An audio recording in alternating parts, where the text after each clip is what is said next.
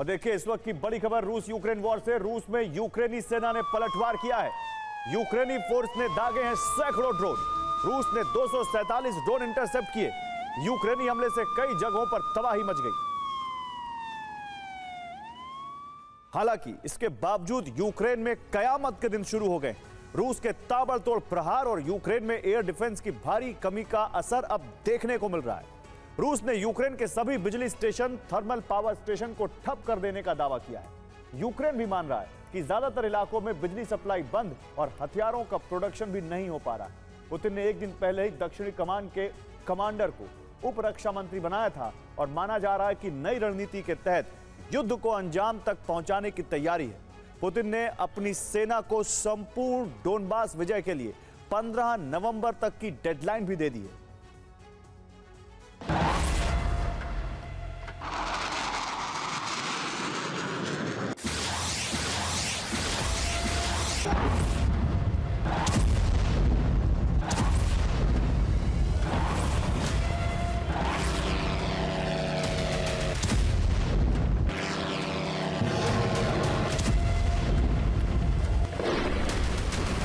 Ukraine के आसमान में पहले ड्रोन की आवाज गूंज रही थी। मिसाइलों की दहशत भरी आवाजें आ रही थी। रात में जगह जगह धमाकों की आवाज के साथ ऐसा ही आग का गुबार देखा गया। और जब रूसी सेना ने कुछ देर के लिए हमलों को विराम दिया तो कीव और कई शहरों में ऐसा ही अंधकार था।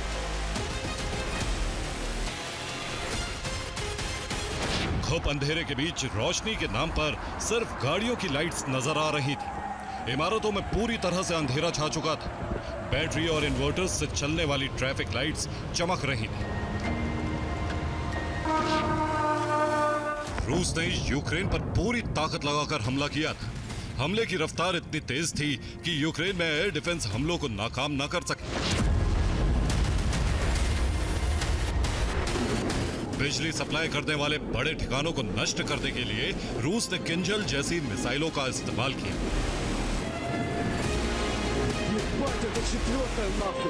यूक्रेन में बिजली गुल होने के साथ लोग कई परेशानियों का सामना कर रहे हैं। यूक्रेन के लाखों लोगों के सामने अब पानी की दिक्कत है। हीटिंग सिस्टम ने बिजली नहीं रहने की वजह से काम करना बंद कर दिया।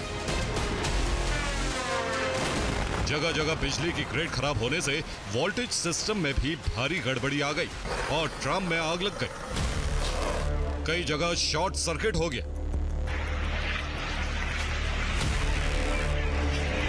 खार्किव में भी कीव जैसे ही हालात थे। रूस के हमलों के बाद हर तरफ अंधेरा था। रिपोर्ट्स के मुताबिक खार्किव में भी मिसाइल और ड्रोन से कई धमाके हुए। रूस ने thermal power, nuclear power plant और बिजली के सब स्टेशन को निशाना बनाकर हमला किया, जिसकी वजह से यूक्रेन में बिजली की सप्लाई बंद है।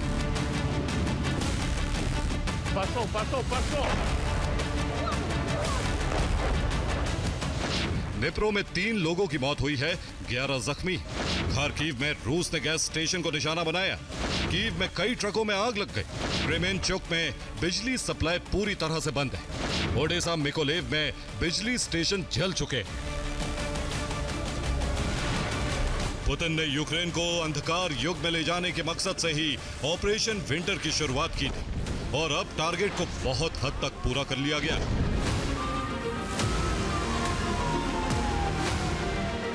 यूक्रेन में जिस त्रासदी का भय था वो सच साबित हुई। यूक्रेन में बिजली सप्लाई करने वाली कंपनियों के मुताबिक सभी थर्मल पावर प्लांट ने काम करना बंद कर दिया है। यूक्रेन पर 450 ड्रोन और 45 मिसाइल से हमले के बाद ये स्थिति आई है। युद्ध की शुरुआत के बाद से ऊर्जा सेक्टर पर यह सबसे बड़ा हमला था।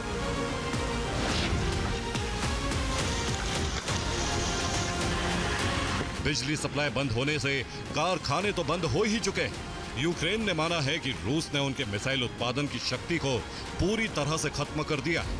यूक्रेन के मुताबिक कैप बम और मिसाइल हमलों की वजह से यूक्रेन अब नेपच्यून और फ्लेमिंगो जैसी मिसाइलों का प्रोडक्शन नहीं कर सकेगा।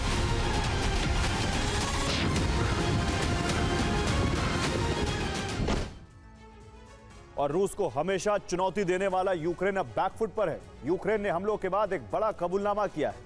यूक्रेन ने मान लिया है कि रूसी हमलों में यूक्रेन के सभी मिसाइल संयंत्र नष्ट हो चुके हैं। अब यूक्रेन में नई मिसाइल नहीं बन सकेगी। रूसी हमलों में मिसाइल उत्पादन से जुड़ी चीजें भी नष्ट हो चुकी हैं। यूक्रेन में बड़ी तबाही की वजह है रूस की किंजल, स्कैंडर और KH-101 जैसी घातक मिसाइलें। रूस ने 45 मिसाइलों से यूक्रेन पर हमला किया था, जिसकी वजह से यूक्रेन की राजधानी कीव में ब्लैकआउट हो गया। कीव और दूसरे इलाकों में कई घंटे तक बिजली गुल रही। यूक्रेन में कई पावर सब स्टेशन नष्ट हो चुके हैं।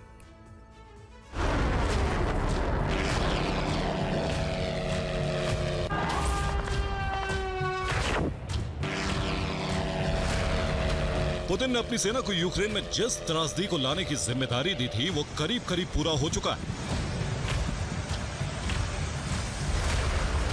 अब रूसी सेना की जिम्मेदारी ये है कि यूक्रेन अपने बिजली सप्लाई सिस्टम को ठीक ना कर सके।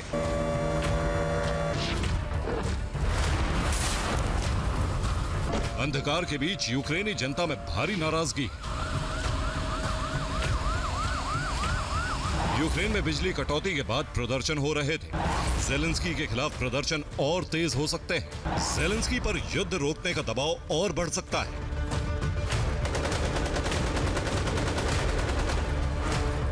नाटो हालांकि यूक्रेन में ब्लैकआउट से निपटने की तैयारी बहुत पहले ही शुरू कर चुका है। यूक्रेन के लोगों को जरूरी सामान पहुंचाने के साथ ही तमाम पावर प्लांट्स को ठीक करने का काम तेजी से शुरू हो सकता है।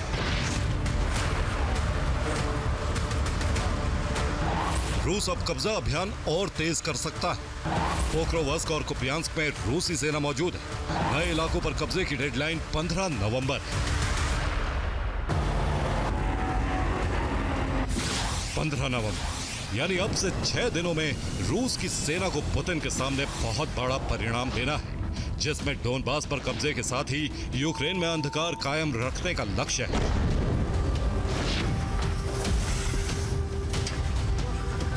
यूक्रेन ने आरोप लगाया है कि रूस ने फिर एटमी ब्लैकमेलिंग से यूरोप को डराने की कोशिश की।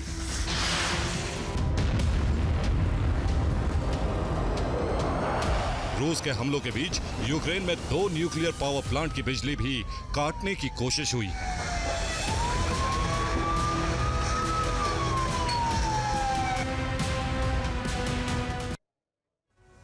तो यूक्रेन में अंधेरा है। रूस ने खमेलनित्स्की न्यूक्लियर पावर प्लांट और रिवने न्यूक्लियर पावर प्लांट को भी टारगेट किया। अब इन हमलों के बाद रूस पर यूक्रेन ने नया आरोप लगाया है। यूक्रेन ने कहा है कि रूस फिर एटमी ब्लैकमेलिंग की कोशिश में है। न्यूक्लियर पावर प्लांट की बिजली सप्लाई बंद करने की कोशिश करके यूरोप को डराया जा रहा है। बिजली सप्लाई बंद होने से प्लांट में धमाके का खतरा है।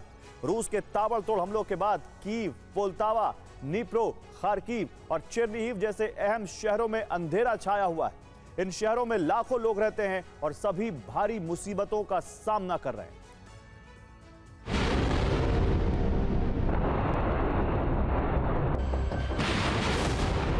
यूक्रेन के सामने सबसे बड़ी चुनौती खुद को बचाए रखने की है और इसके लिए जरूरी है एयर डिफेंस।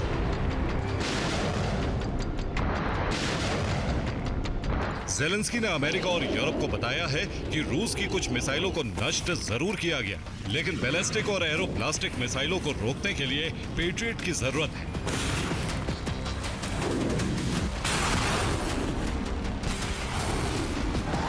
पुतिन जल्द एक और बड़े हमले की तैयारी में है। पुतिन की सेना जमीन से हमले की कोशिश में है। डोनबास के साथ ही खार्किव पर कब्जे की कोशिश होगी। खेरसोन में भी कब्जे की कोशिश तेज हो गई। पुतिन यूक्रेन के हालात का पूरा फायदा उठाने की कोशिश में है। रूस अब यूक्रेन के सभी ड्रोन ठिकानों को टारगेट करने की कोशिश करेगा, ताकि रूस पर यूक्रेन का पलटवार रुक सके। Bureau report, TV9 Bharatvarsh. और यूक्रेन से बड़ी खबर है। यूक्रेन के चेर्निहिव में भीषण हमले हुए। रूसी सेना ने 73 विस्फोट किए हैं। हमले में यूक्रेन के ऊर्जा ठिकाने ध्वस्त।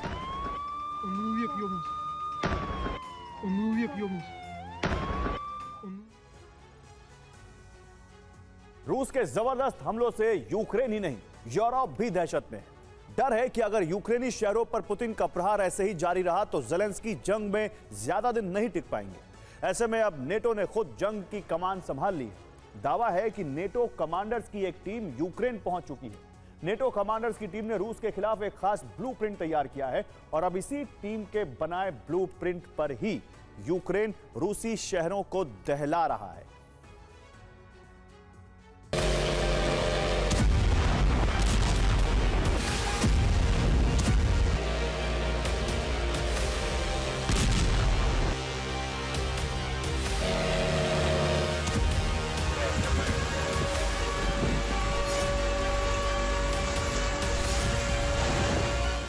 शहरों में सायरन बज रहे हैं।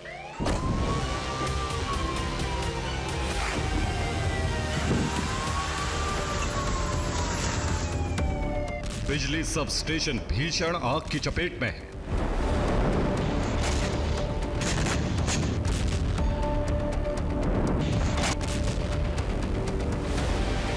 बहुमंजिला इमारतों से लेकर सड़क तक काला अंधेरा छाया है।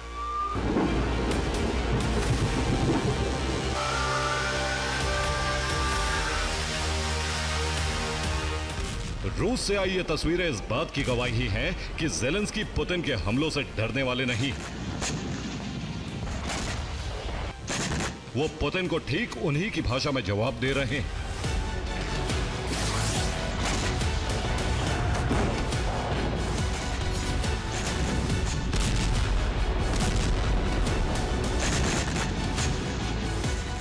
बीती रात रूस ने कीव समेत यूक्रेन के कई अहम शहरों को अंधेरे में डुबो दिया, जिसका जवाब यूक्रेनी राष्ट्रपति ने भी ठीक ऐसे ही अंदाज में दिया।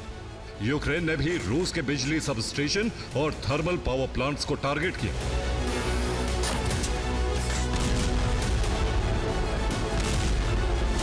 यूक्रेन ने रूस के कुल 10 शहरों पर ड्रोन और मिसाइलों से हमले किए।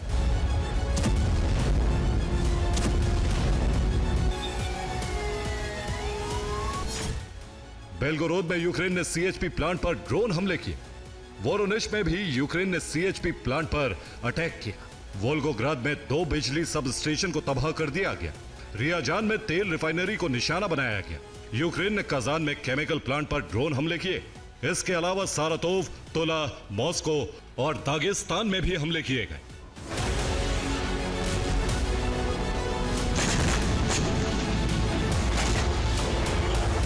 रूस में सबसे ज्यादा नुकसान बेलगोरोद और वोरोनिश में हुआ है, जहां ड्रोन हमलों के बाद शहर के मुख्य सीएचपी प्लांट में आग लग गई।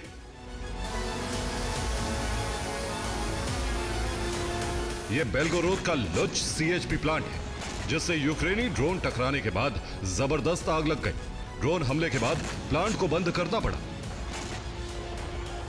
प्लांट से सप्लाई ठप होने के बाद शहर के एक बड़े हिस्से में ब्लैकआउट हो गया। ट्रैफिक सिग्नल्स ने भी काम करना बंद कर दिया, जिसके बाद ट्रैफिक पुलिस को ट्रैफिक मैनेजमेंट के लिए सड़कों पर उतरना पड़ा।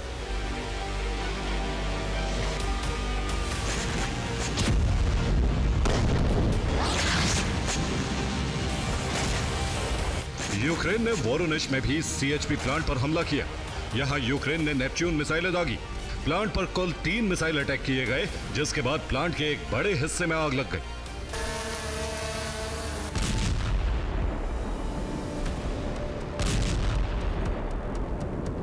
हमले के बाद वोरोनिश से जगह जगह ब्लैकआउट की तस्वीरें सामने आई।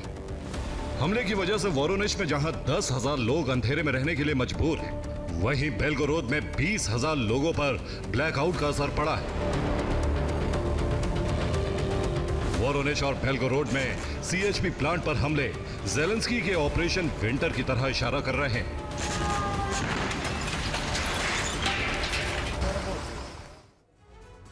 तो यूक्रेन ने रूस के वोरोनिश और बेलगोरोद में मौजूद सीएचपी प्लांट्स को टारगेट किया। सीएचपी प्लांट्स एक ट्विन पावर प्लांट होता है। यह बिजली आपूर्ति के साथ साथ थर्मल ऊर्जा का उत्पादन भी करता है, जिसके जरिए शहर में गर्म पानी और भाप की सप्लाई होती है। वोरोनिश और बेलगोरोद में मौजूद ये प्लांट शहर के सेंट्रलाइज्ड हीटिंग सिस्टम से जुड़े हुए हैं और इसका बेहद अहम हिस्सा है। सर्दियों के मौसम में इस प्लांट से शहर की जरूरत का गर्म पानी और गैस की आपूर्ति होती है। ये प्लांट करीब 35 से 50% इमारतों से पाइप के जरिए कनेक्ट है। यहाँ से स्कूल, अपार्टमेंट, चर्च, फैक्ट्रियां, होटल और प्रशासनिक इमारतों को गैस और पानी की सप्लाई की जाती है। अगर सर्दियों से पहले प्लांट को दोबारा शुरू नहीं किया जाता तो कड़ाके की ठंड में बेलगोरोद और वोरोनिश में रहना बेहद मुश्किल हो जाएगा।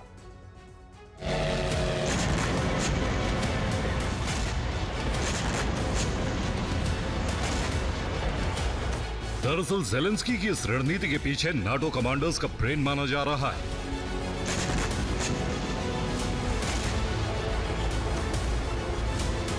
दावा है कि जिस तरह से रूस यूक्रेन के एनर्जी सेक्टर पर हमले कर रहा है, ऐसे में यूक्रेन जंग का मोर्चा अब सीधे नाटो कमांडर्स ने संभाल लिया है।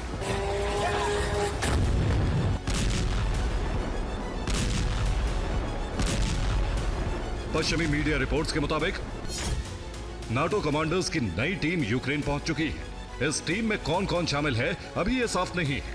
अब रूस में हमले कहां होंगे इसका फैसला यही टीम कर रही है।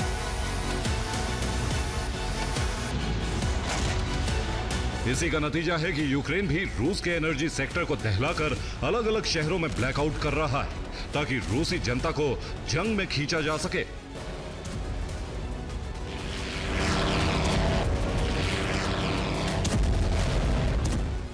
यूक्रेन के टारगेट पर सिर्फ एनर्जी सेक्टर ही नहीं बल्कि वो केमिकल प्लांट्स भी हैं जिनका संबंध रूसी सेना से है। यूक्रेन ने कजान में मौजूद केमिकल प्लांट पर हमला किया। यह रूस के सबसे बड़े केमिकल प्लांट्स में शामिल है। यहां रूस की जरूरत का 40% पॉलीमर का उत्पादन होता है। सैन्य जरूरतों के लिए ज्यादातर पॉलीमर यहीं से सप्लाई होता है।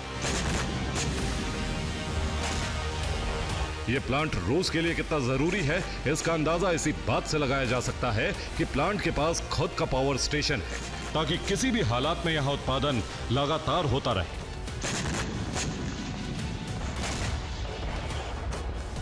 साफ है, यूक्रेनी ड्रोन हमलों से रूस में दहशत है। ऐसे में अब रूस ने यूक्रेनी ड्रोन्स को रोकने के लिए नया लेजर सिस्टम तैयार किया है।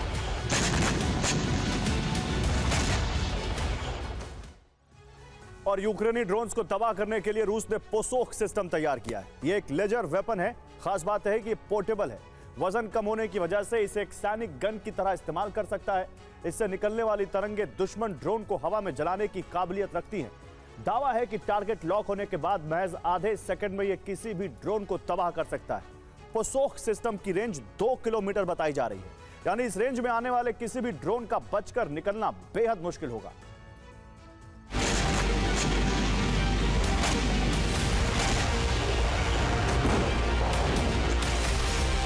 लेकिन रूस की मुसीबत सिर्फ यूक्रेनी ड्रोन ही नहीं बल्कि ज़ेलेंस्की के एजेंट्स भी हैं। यह रूस के दागिस्तान से आया वीडियो जहां एक Ka-226 हेलीकॉप्टर क्रैश हो गया। वीडियो में देखा जा सकता है हेलीकॉप्टर की टेल बीम से धुआं निकल रहा है। पायलट आपातकालीन लैंडिंग की कोशिश करता है। जमीन पर टकराने की वजह से हेलीकॉप्टर की टेल बीम टूट जाती है जिसकी वजह से हेलीकॉप्टर का संतुलन बिगड़ गया और वो क्रैश हो गया।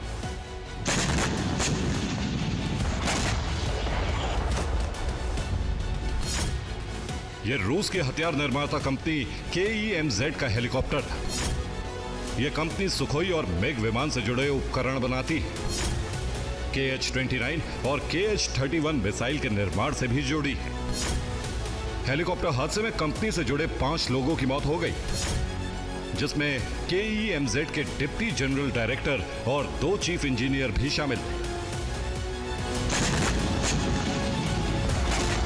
इस क्रैश की वजह इंजन या टेल बीम में आई खराबी को माना जा रहा है, लेकिन शक है कि इसमें यूक्रेनी एजेंट्स का हाथ हो सकता है। साफ है, ज़ेलेंस्की पुतिन को बैकफुट पर लाने के लिए हर पैंतरा आजमा रहे हैं, फिर चाहे वो एनर्जी सेक्टर पर हमले हों या सैबोटाज अटैक। हालांकि इससे रूसी राष्ट्रपति का इरादा बदलेगा इसकी संभावना बेहद कम है। Bureau report, TV9 Bharatvarsh. और नेटो लगातार यूक्रेन को हथियार सप्लाई कर रहा है और ऐसे में रूस ने एक नया प्लान तैयार किया है जिसके जरिए नेटो देशों को टारगेट किया जाएगा। हालांकि अभी नेटो फ्रंट लाइन पर नहीं आया है, जबकि बैकडोर से यूक्रेन की सहायता कर रहा है। काला सागर में ब्रिटेन ने क्रीमिया पर हमले का ब्लूप्रिंट बनाया। ब्रिटेन से मिले इंटेलिजेंस से ही यूक्रेन लगातार क्रीमिया पर हमले कर रहा है। यूक्रेन ने धमकी दी है, पोक्रोवस्क में तबाही का बदला वो क्रीमिया को तबाह करके लेगा। इतना बारूद बरसाएगा जिससे काला सागर में विध्वंस की सुनामी आएगी और क्रीमिया डूब जाएगा।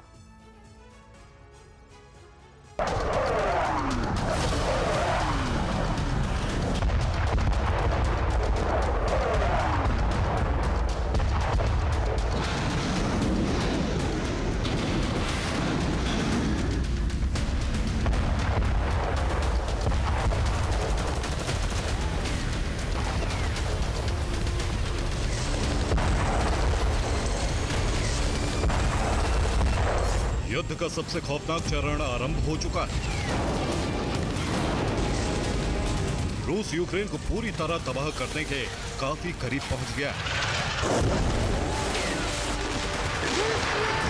अब नवंबर में यूक्रेन या तो सरेंडर करेगा या फिर उसके अस्तित्व का ही अंत हो जाएगा।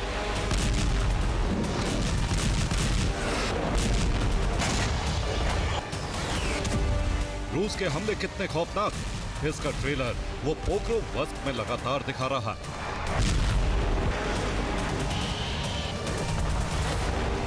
अब यूक्रेन पोक्रोवस्क का बदला क्रीमिया पर हमले से लेगा। पोक्रोवस्क में ड्रोन हमले का बदला क्रीमिया पर मिसाइल स्ट्राइक से लिया जाएगा। पोक्रोवस्क में यूक्रेनी पोस्ट पर कब्जे का बदला क्रीमिया के सैन्य ठिकानों पर कब्जे से लिया जाएगा। और इस काम के लिए ब्रिटेन लगातार यूक्रेन की मदद कर रहा है। ब्रिटेन से क्रीमिया के सभी ठिकानों का इंटेलिजेंस इनपुट यूक्रेन को दिया गया। इसी वजह से यूक्रेन लगातार क्रीमिया पर हमले कर रहा है। इस बार यूक्रेन ने हमले का पैटर्न बदला। सिर्फ सी ड्रोन नहीं बल्कि आसमान से भी बारूद बरसाया जा रहा है। खास बात यह कि बैकअप के लिए काला सागर में ब्रिटेन के वॉरशिप भी पहुंच गए, जो रूस के आक्रामक होते ही पलटवार को तैयार। पिछले 24 घंटे में क्रीमिया पर 15 से ज्यादा हमले किए गए। हमले में क्रीमिया के सैन्य ठिकानों को टारगेट किया गया। सेवेस्तोपोल पर भी स्टॉर्म शैडो मिसाइल से हमला हुआ, जबकि कर्च ब्रिज पर भी सी ड्रोन से हमले की कोशिश हुई। क्रीमिया में मौजूद हथियार गोदाम पर ड्रोन अटैक हुआ। यह हथियार गोदाम पर हमले की तस्वीरें हैं। एम्यूनिशन वेयरहाउस वारदेस्की में पड़ता है, जो सेवेस्तोपोल के एकदम पास है। यानी ब्रिटेन ने एकदम सटीक लोकेशन यूक्रेन को बताई है, क्योंकि जिन जगहों पर हमले हुए वो रूसी सेना से जुड़े।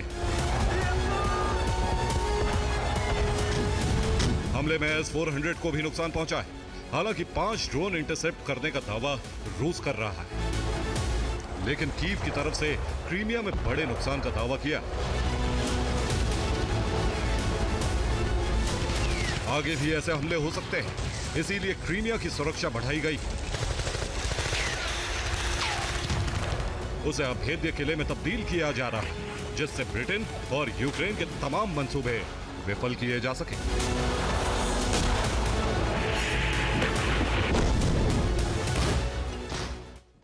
तो नेटो ने क्रीमिया पर हमले का ब्लूप्रिंट बनाया है। नेटो अब फ्रंटलाइन पर आकर हमला कर सकता है। इस बीच रूस ने क्रीमिया को अभेद किले में तब्दील कर दिया है। S-400 डिफेंस सिस्टम तैनात किए गए हैं। साथ ही काला सागर में सेवेस्तोपोल बेस के पास 10 वॉरशिप तैनात किए गए। इसके अलावा काला सागर में न्यूक्लियर सबमरीन भेजी गई है। साथ ही बॉम्बर्स और सर्विलांस ड्रोन से निगरानी की जा रही है। अगर कोई क्रीमिया का सुरक्षा चक्रव्यूह तोड़ने की कोशिश करता है तो उसे तुरंत इंटरसेप्ट कर लिया जाए, जिससे नेटो की हर चाल को विफल कर दिया जाए।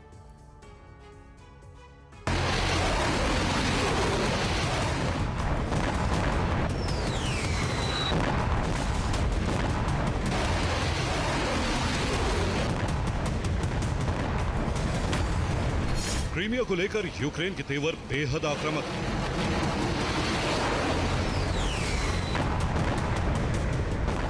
और पिछले 2 महीने से वो क्रीमिया को टारगेट कर रहा है।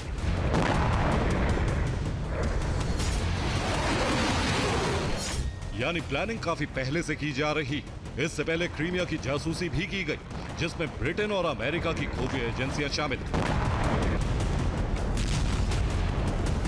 लेकिन फ्रंट लाइन पर यूक्रेन ही रहा।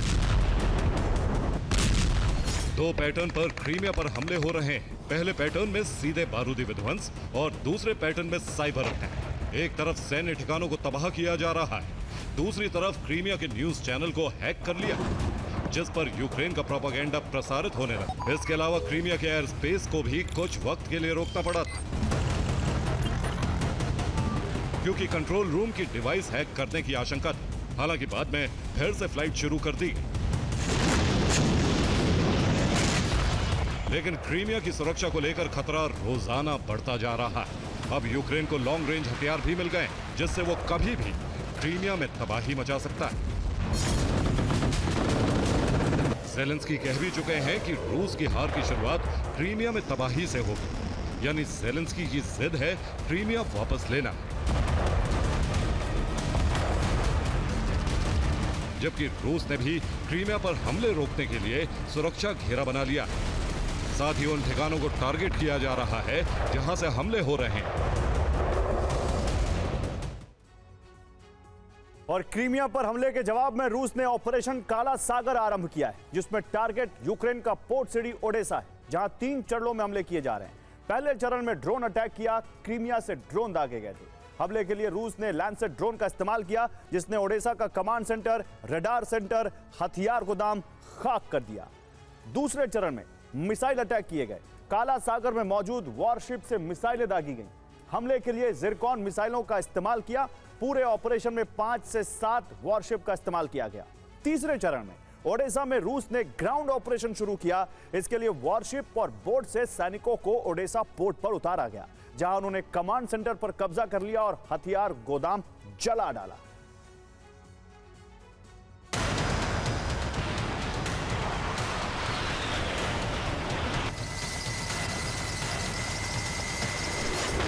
नाटो ने काला सागर में अपने टोही विमान भेजकर संकेत दिया है कि वो यूक्रेन की सैन्य मदद करते रहेंगे।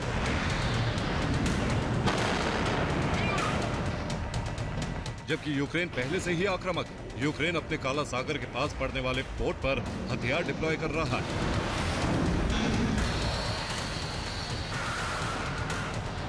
क्योंकि यूक्रेन किसी भी कीमत पर रूसी सैनिकों को पोक्रोवस्क से आगे बढ़ने से रोकना चाहता है,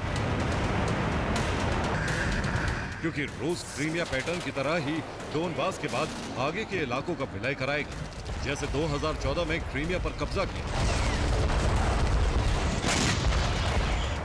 इस वक्त रूस सूमी, Kharkiv, Luhansk, Donetsk, Zaporizhzhia, Kherson में मजबूत स्थिति में।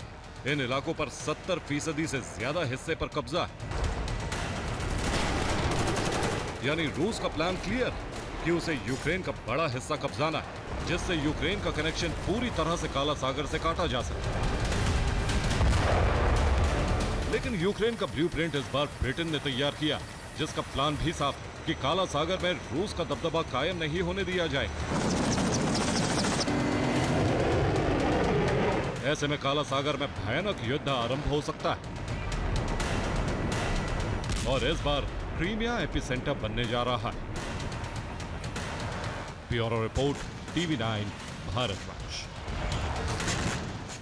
और यूक्रेन रूस के बीच युद्ध शुरू होते ही इसके विस्तार की कल्पना ने जन्म ले लिया था। माना जा रहा था कि यूरोपीय देश भी इसकी जद में आएंगे, लेकिन अब हालात ऐसे बन गए हैं कि कल्पना सिर्फ यूरोप तक युद्ध सीमित रहने की नहीं है, बल्कि इस मोर्चे पर युद्ध का असर पूरी दुनिया पर पड़ने की आशंका है, जिसे जन्म दिया है ट्रंप के न्यूक्लियर टेस्ट वाले बयान ने, जिस पर रूस ने पलटवार किया है और इसी पलटवार ने न्यूक्लियर तबाही का संकट गहरा दिया है। ट्रंप के न्यूक्लियर टेस्ट के ऐलान ने पूरी दुनिया में ऐसे हालात बना दिए हैं जो अलग अलग मोर्चों पर जारी टकराव को विश्व युद्ध में बदल सकते हैं।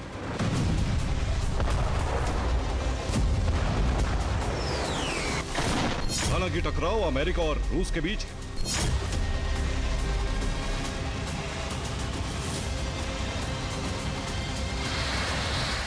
लेकिन इस टकराव की चिंगारी जैसे ही एटमी ज्वाला में बदलेगी, पूरी दुनिया इसमें समा जाएगी।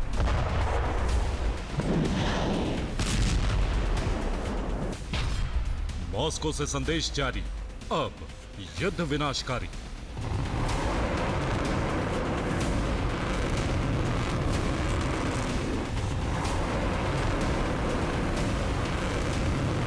ऐसे हालात बनने की वजह यूक्रेन के मोर्चे पर रूस का यूरोप, नाटो या अमेरिका से टकराव नहीं है।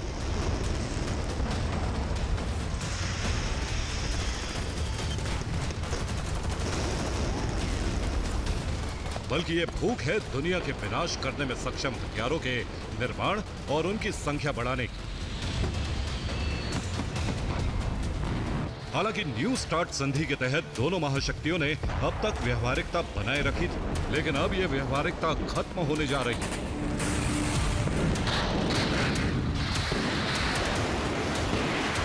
जिसका कारण है ट्रंप का न्यूक्लियर टेस्ट का ऐलान और उसके कारणों की व्याख्या। रूस, उत्तर कोरिया और दुनिया के दूसरे देशों ने न्यूक्लियर टेस्ट किए या नहीं, इसका कोई पुख्ता प्रमाण नहीं है।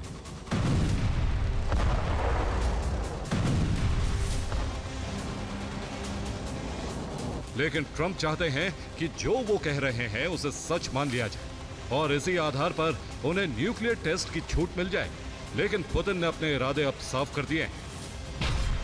इरादे ये हैं कि अगर अमेरिका ने न्यूक्लियर टेस्ट किया तो रूस भी टेस्ट करेगा। हथियार सीमित करने वाली न्यू स्टार्ट संधि पूरी तरह खत्म हो जाएगी और फिर यूरोप के मोर्चे पर भी रूस न्यूक्लियर तबाही से पीछे नहीं हटेगा। यह अनुमान नहीं बल्कि टकराव के मोर्चे का भविष्य है।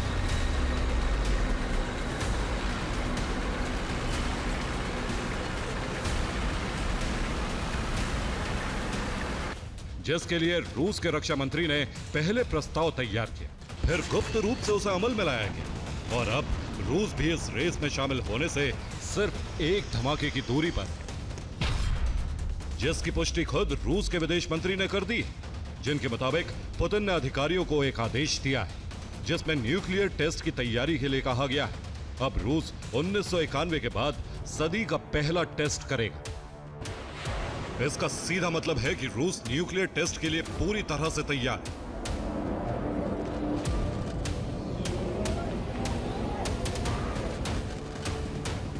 लेकिन टेस्ट की पहली शर्त है अमेरिका का न्यूक्लियर परीक्षण और रूस के इस ऐलान के बाद हालात पूरी तरह से बदल गए। अमेरिका में सीधे रूस के साथ टकराव की तैयारी शुरू हो गई।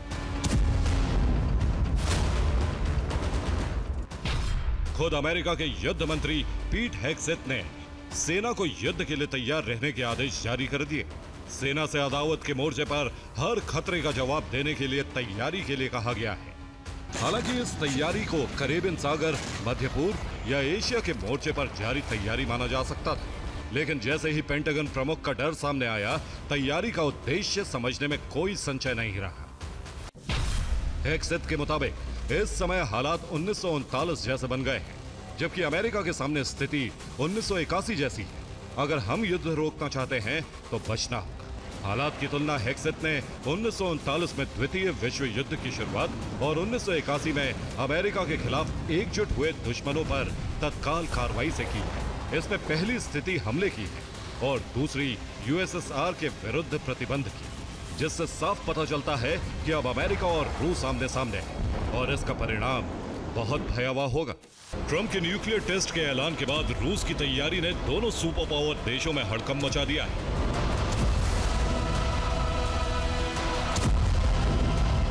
अमेरिका को विश्व युद्ध का खतरा मंडराता नजर आ रहा है तो रूस दुनिया पर पड़ने वाले प्रभार की कल्पना बना रहा है। लेकिन सच ये भी है कि अब पूरी दुनिया में खलबली मच गई है, जिसका प्रमाण है नाटो चीफ का बयान, जिसमें कहा गया है कि हम रूस की बयानबाजी की निंदा करते हैं। नाटो का न्यूक्लियर डिफेंस हमारी सुरक्षा की गारंटी है। पुतिन को समझ लेना चाहिए कि परमाणु युद्ध अर्थहीन है। परमाणु युद्ध ना कभी जीत सकते हैं, ना इसे होना चाहिए। यह बयान दरअसल रूस के न्यूक्लियर टेस्ट वाले बयान से उपजा एक डर है।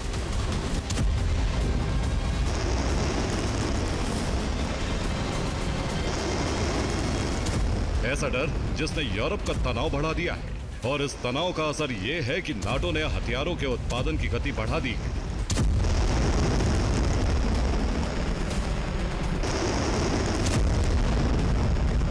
जिसका एक कारण रूस की तरफ से होने वाले हमले की आशंका है।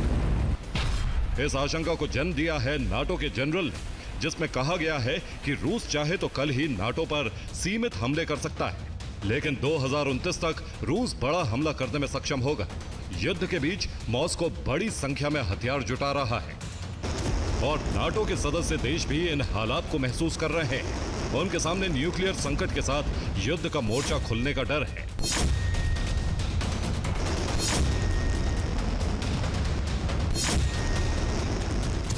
इसलिए बचाव की तैयारी शुरू हो चुकी है। इस तैयारी के तहत जर्मनी ने बेल्जियम में एंटी ड्रोन सिस्टम तैनात कर दिया है, तो वहीं 1,49,000 युवाओं को सेना में भर्ती कर लिया गया है। इसके अलावा पोलैंड की नई मोटराइज्ड ब्रिगेड को रोसोमक एपीसी मिल गए हैं। यही नहीं, पोलैंड ने कॉम्पैक्ट एंटी ड्रोन सिस्टम भी तैनात कर दिया है। यह तैयारी जमीनी सीमा के टकराव के मोर्चे पर की गई है, लेकिन दूसरी तरफ समुद्री मोर्चे पर रूस के खिलाफ तैनाती मजबूत की है ब्रिटेन ने। खबर यह है कि ब्रिटेन के एक एयरक्राफ्ट कैरियर को युद्ध के लिए तैयार किया गया है। इस युद्धपोत पर पहली बार रिकॉर्ड F-35 लड़ाकू विमानों की तैनाती की गई है। दावा है कि F-35 लड़ाकू विमान की यह तैनाती 45 से 48 की संख्या में हुई, जिसका मतलब साफ है कि अब ट्रंप और पुतिन ने महायुद्ध का अलार्म बजा दिया है, जिसके बाद नाटो के मोर्चे पर विश्व युद्ध की शुरुआत परमाणु हथियार से हो सकती है। Bureau report, TV9 Bharatvarsh.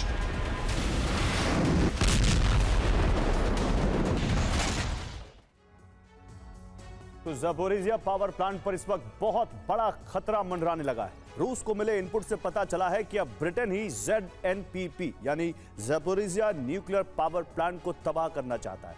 लेकिन ऐसा क्यों और क्या होगा इसका परिणाम, आइए देखते हैं।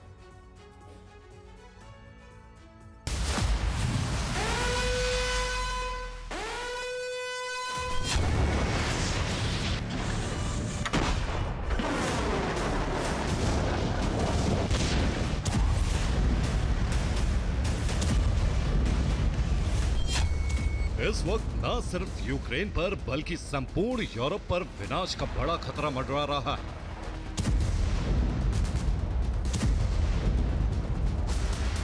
ज़पोरिज़िया की वजह से यूरोप में ऐसी तबाही आ सकती है कि हजारों लाखों की जानें जा सकती हैं।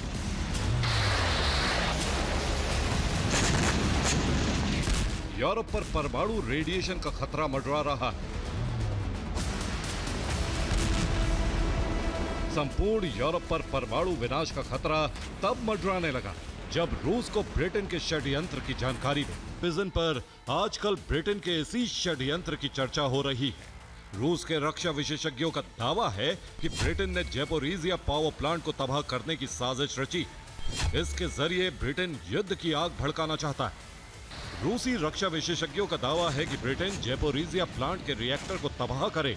इसके बाद चेरनोबिल जैसी स्थिति उत्पन्न हो जाएगी, यानी एटमी रेडिएशन फैलने लगेगा। ब्रिटेन प्लांट पर हमले का आरोप रूस पर लगाएगा। रेडिएशन की वजह रूसी हमले को बताया जाएगा।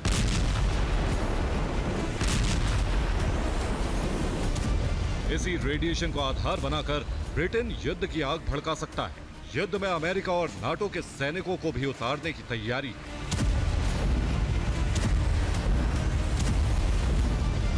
अगर ऐसा हुआ तो ज़पोरिज़िया पावर प्लांट को लेकर रूस और नाटो में सीधी जंग छिड़ जाएगी।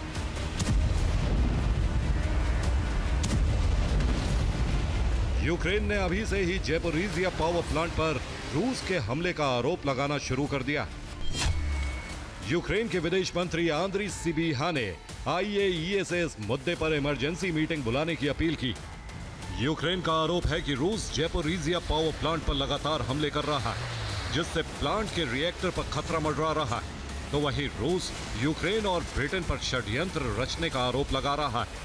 हमले का मास्टरमाइंड कौन है, इसका सच अब तक सामने नहीं आ सका है। लेकिन लगातार हो रहे हमलों की वजह से अगर प्लांट के रिएक्टर को नुकसान पहुंचा तो न्यूक्लियर रेडिएशन पश्चिमी यूक्रेन को अपनी चपेट में ले लेगा। इतना ही नहीं, रेडिएशन यूरोप के पूर्वी क्षेत्र तक भी फैल सकता है। Bureau report, TV9 Bharatvarsh. America से टकराने को एक मजबूत गठबंधन तैयार हो गया है। पुतिन उसका नेतृत्व कर रहे हैं, जिसमें उन्हें जिनपिंग, किम और खमेनी का साथ मिला है। अब युद्ध के 3 फ्रंट धधक सकते हैं। काला सागर, पीला सागर और लाल सागर में अमेरिका से टकराव होने की आशंका है।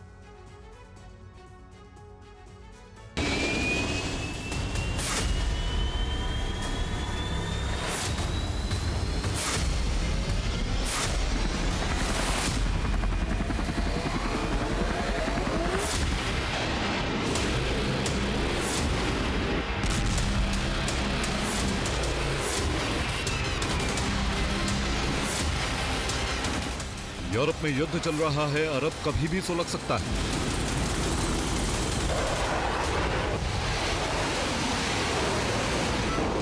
साउथ चाइना सी में तनाव बढ़ रहा है।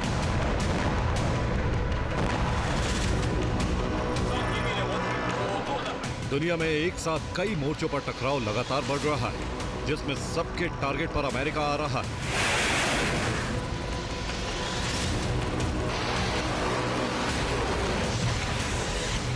काला सागर, पीला सागर और लाल सागर में कभी भी युद्ध का अलार्म बज सकता है। काला सागर में अमेरिका के टोही विमान देखे गए हैं जो रूस की जासूसी करके यूक्रेन को इंटेलिजेंस इनपुट भेज रहे हैं, जिससे पुतिन भड़क गए हैं। जबकि पीला सागर में साउथ कोरिया के साथ अमेरिका ड्रिल कर रहा है, जिससे किम का पारा बढ़ गया है। इस बीच लाल सागर में अमेरिकी टास्क फोर्स ने हूती ठिकानों पर हमले के लिए वॉरशिप यमन के पास पहुंचा दिए, जिससे खामनेई पलटवार का आदेश दे सकते हैं।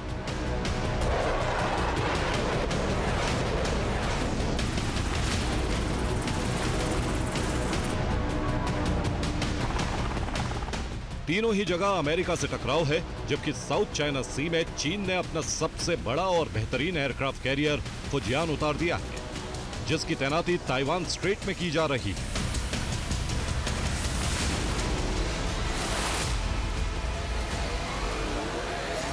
ताइवान को हमले का डर है। अब अमेरिका ने अपने 2 वॉरशिप पैसिफिक से ताइवान स्ट्रेट की तरफ भेजे, जिससे चीन और अमेरिका में टकराव बढ़ने के आसार हैं। यानी हर मोर्चे पर अमेरिका घिर रहा है। यानी अब अमेरिका की घेराबंदी के लिए पुतिन ने नया गठबंधन बना लिया। रूस के राष्ट्रपति व्लादिमीर पुतिन, चीन के राष्ट्रपति शी जिनपिंग, नॉर्थ कोरिया के supreme leader Kim Jong Un, Iran के सुप्रीम लीडर अयतुल्ला खामेनेई, इन चारों का गठबंधन तैयार है। जबकि सामने अमेरिका, इजराइल और नाटो देश है।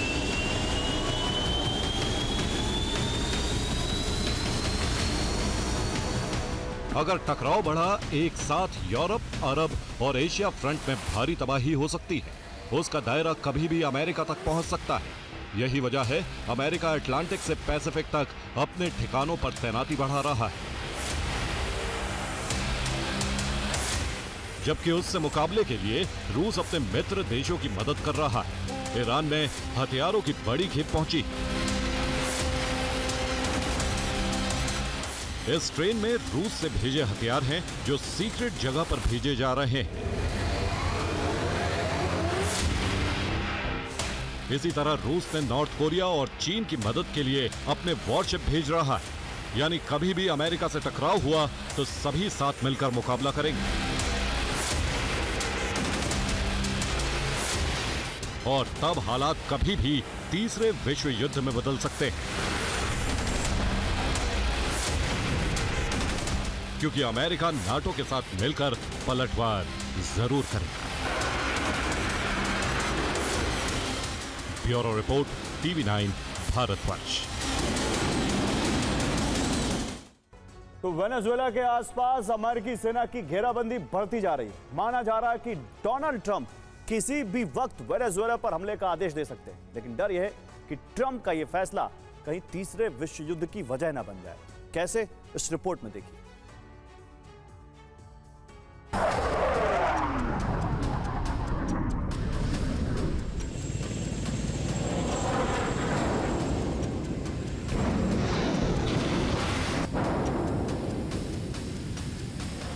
वेनेजुएला के आसमान में फाइटर जेट परवाज भर रहे हैं।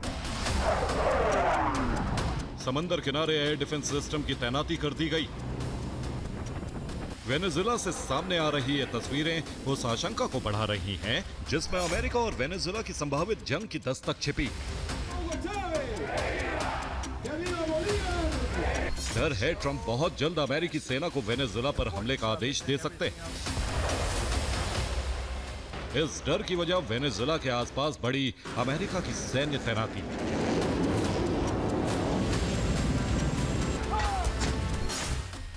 ये सैटेलाइट तस्वीरें सेंट्रल अमेरिका के देश अल साल्वाडोर की है।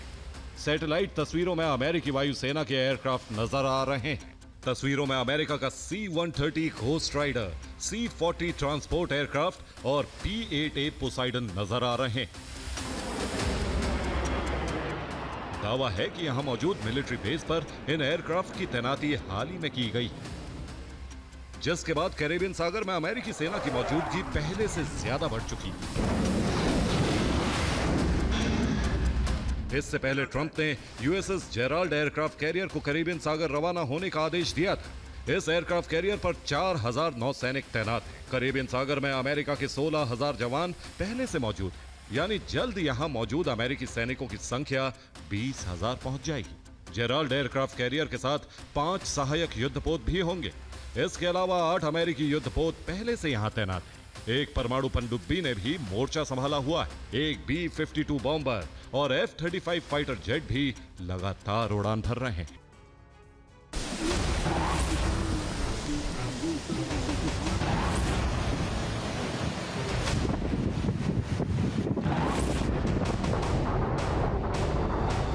ये फिलीपींस की वो तस्वीर है जिसकी कल्पना भी फिलीपींस के लोगों ने शायद कभी नहीं की होगी।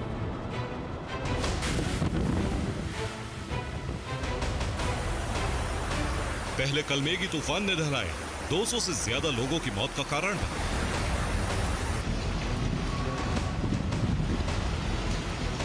और अब सुपर टाइफून फंग वोंग ने देश के उत्तर पूर्वी तट पर तबाही मचा दी।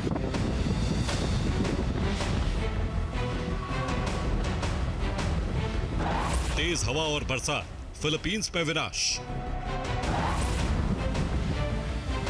सुपर टाइफून फंग वोंग फिलीपींस के उत्तर पूर्वी तट से जैसे ही टकराया, वैसे ही कुदरती विनाश की कल्पना ने साकार रूप ले लिया।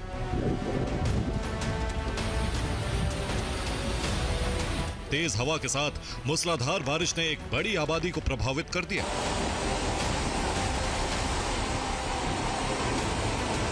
ये तस्वीर उस सुपर टाइफून की तबाही की पुष्टि करती है। साल के सबसे शक्तिशाली तूफान की रफ्तार 185 किलोमीटर प्रति घंटा दर्ज हुई। हवा के झोंके जनजीवन को अस्त व्यस्त करने के लिए 230 किलोमीटर प्रति घंटा की रफ्तार से पहुंचे और देखते ही देखते ये तूफान 1600 किलोमीटर के दायरे में फैल गया। अब इस तूफान ने सबसे बड़ा संकट दक्षिण पूर्व एशिया के लिए खड़ा कर दिया है, जो 2/3 हिस्से को प्रभावित कर सकता है।